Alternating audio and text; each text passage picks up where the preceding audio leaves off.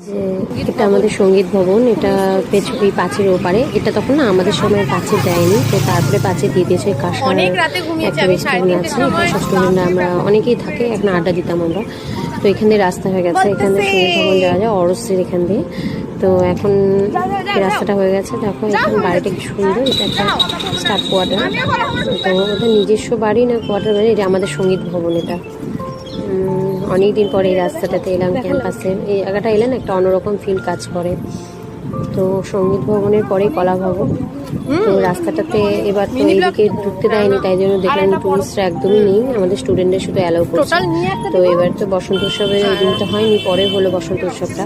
তো আমার সব ভিডিওগুলো দেওয়া হয়নি, এতদিন পর দিচ্ছি। একদিকে ভালো হলো, সবার বসন্ত উৎসবের ভিডিওগুলো তোমরা দেখে নিয়েছো, লাস্টে আমারটা দেখলে। তো যাই হোক, আমাদের অনেক ভিডিও দেখার বাকি আছে, সবাই পাশে